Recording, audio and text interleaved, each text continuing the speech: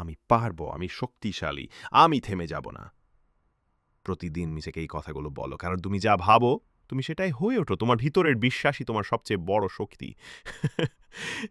একটা ছেলের গল্প বলি যে একদিন শুধু দোকানে কাজ করত, আর আজ সে একজন লিডার। তার নাম রাহুল।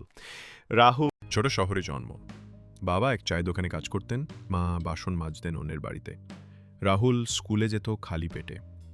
স্কুল শেষে বাবার দোকানে বসত, কিন্তু তার চোখে ছিল একটাই জিনিস, স্বপ্ন। বন্ধুরা হাসত, বলতো তোর দ্বারা কিছু হবে না। শিক্ষক বলেছিল এসএসসি পাশ করলেই অনেক। হিলায় করে গেল। সকালে দোকান, রাতে কলেজ। অনেক রাত না ঘুমিয়ে পড়েছে আলো নেই বলে মোমবাতিতে। সে ফেল করেছে, আবার উঠেছে, হেরেছে, আবার লড়েছে।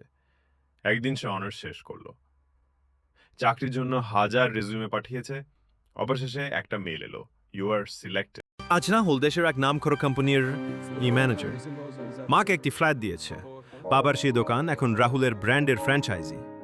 একই মানুষগুলো যারা একসময় বলতো তুই কিছুই হবি না, আজ তার ছবি দেখে বলে ও কিন্তু ছোট থেকেই আলাদা ছিল। বন্ধু, তুমি এখন হয়তো শূন্য হাতে, কিন্তু চোখে যদি আগুন থাকে তাহলে কেউ তোমাকে থামাতে পারবে না। তুমি পারবে, শুধু হাল ছেড়ো না।